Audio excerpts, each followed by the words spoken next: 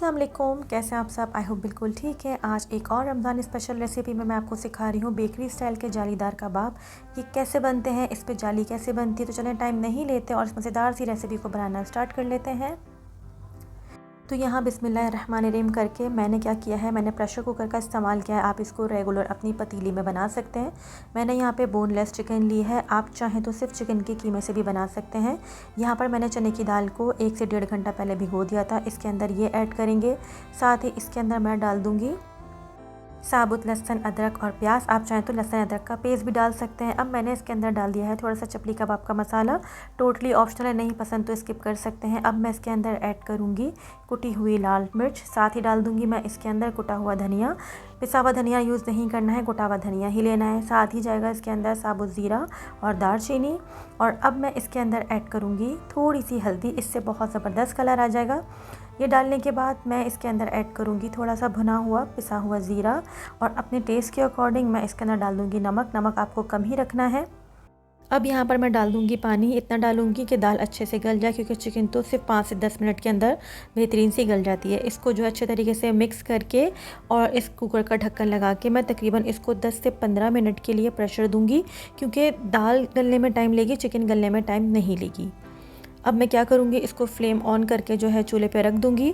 और यहाँ पे देखें 15 से 20 मिनट के अंदर बेहतरीन सी हमारी दाल गल गई थी। अगर आपको लग रहा है कि इसके अंदर थोड़ा सा पानी है या दाल में कसर है, तो उसको 5 मिनट के लिए और दम दे दें, वरना तो ये बिल्कुल इसी के पानी के अंदर रेडी हो जाती है। आप इसमें थोड़ा सा पानी रह गया था, मैं इसको अच्छे से मिक्स करके इसका पानी खुश कर रही हूँ। यहाँ पर दाल भी बहुत अच्छे से गल गई थी। अब मैं क्या करूँगी, इसको थोड़ा सा ठंडा कर लूँगी और एक साइड पर जितनी भी चिकन थी वो निकाल लूँगी और एक साइड पर दाल रख लूँगी। और जो दालचीनी की स्टिक थी ना, उसको आप डिस्कार्ड कर देंगे। अब क्या करेंगे, मैं इसको हवन दस्ते के अंदर अच्छे तरीके से कूट लूँगी। अगर आप इसको मशीन में पीसेंगे तो बहुत ज़्यादा जो है बारीक सा पेस्ट बनेगा, वो मज़ेदार नहीं लगता। अगर आप थोड़े से ही कबाब बना रहे हैं तो प्लीज़ उसको हवन दस्ते में ही कूटें, चाहे चिकन हो चाहे दाल हो। अगर दाल बेहतरीन गली हुई है तो हवन दस्ते में आराम से पिस जाएगी। यहाँ देखें चिकन का अच्छा सा रेशा बन गया था। अब जो दाल थी मैं उसको भी हवन दस्ते में ही कूट रही हूँ।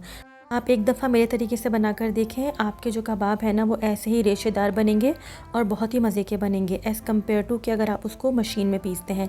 यहाँ पर देखिए मैंने थोड़ा सा इसके अंदर हरा धनिया और थोड़ी सी ही हरी मिर्च डाल रही हूँ।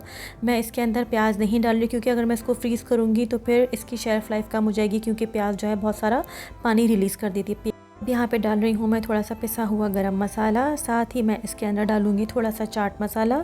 चाट मसाला डालने से इसका फ्लेवर बहुत मज़ेदार हो जाएगा। ये रेसिपी चाट मसाले की मेरे चैनल पे मौजूद है, आप जाकर वहाँ से देख सकते हैं। नमक कम लग रहा था और नमक मैंने कम ही रखा था।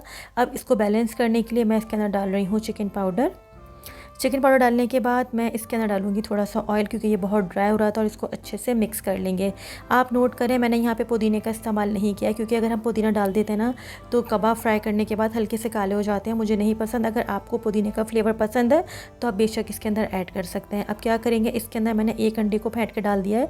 अब इसको अच्छे से मिक्स करेंगे। अब ये बहुत अच्छी सी बाइंडिंग कंसिस्टेंसी पर आ जाएगा, आपको दबा दबा के अच्छे तरीके से इसको मिक्स कर लेना है।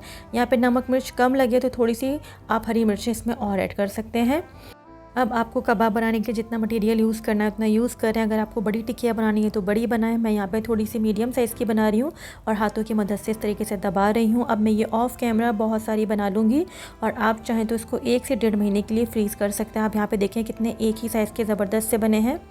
अब मैंने यहाँ पे 2 अंडे लिए हैं, थोड़ा सा उसमें मैं गरम मसाला डाल रही हूँ, थोड़ा सा नमक डाल रही हूँ। अब यहाँ पर आपको अंडों को इतना अच्छा फेंटना है कि ये हल्का सा फोमिक टाइप पर आ जाए, यानी कि इसके ऊपर थोड़ी सी झाग आ जाए। जितनी अच्छी झाग आएगी उतना ही बेहतरीन जालीदार हमारा कबाब बनेगा। अब तेल को अच्छा सा तेज़ गरम करना है, ठंडा तेल नहीं यूज़ करना, अच्छा गरम तेल यूज़ करना है। कबाब को इसके अंदर डिप करके इस तरीके से छोड़ना है कि इसके ऊपर एकदम से जाली आना शुरू हो जाए, यानी कब जो अंडा है ना वो ऊपर आना शुरू हो जाएगा। इसका मतलब है कि इसके ऊपर जाली बन रही है।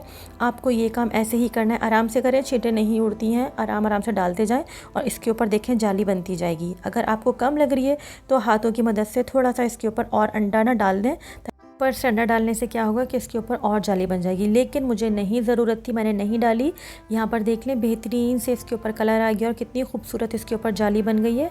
आपको भी इसको ऐसे ही फ्राई करना है। जैसे ही एक दफ़ा जाली बन जाए फिर आप इसका फ्लेम हल्का कर दें और फिर इसको हल्की आंच पे फ्राई करें, लेकिन आपको ये कबाब डीप फ्राई ही करने होंगे। अच्छा, जो बिगनर्स हैं जिनको जाली बनानी नहीं आ रही कबाब पे, वो क्या करेंगे, अंडे में इस तरीके से डिप करके ऊपर से डालेंगे और ऊपर से अंडे को इस तरीके से ग्रिजल करेंगे। ठीक है, इस तरीके से करने से क्या होगा कि उसके ऊपर जाली बन जाएगी। चमचे की मदद से उसके ऊपर थोड़ा सा ऑयल डालें और बेहतरीन सी उसके ऊपर जाली बननी स्टार्ट हो जाएगी और बहुत ज़्यादा बनेगी। आपको जितनी ज़्यादा जाली बनानी है उतना ही ज़्यादा आप इसके ऊपर अंडा गिराएंगे। इनफैक्ट आपको जितनी जाली बनानी है आपको उतना अंडा इसके ऊपर डालना होगा। यहाँ बेहतरीन से हमारे जालीदार कबाब रेडी हो गए थे। इसके ऊपर आप देखें जाली कितनी अच्छी बन गई है और ये बिल्कुल सेम बेकरी स्टाइल के ही बने हैं।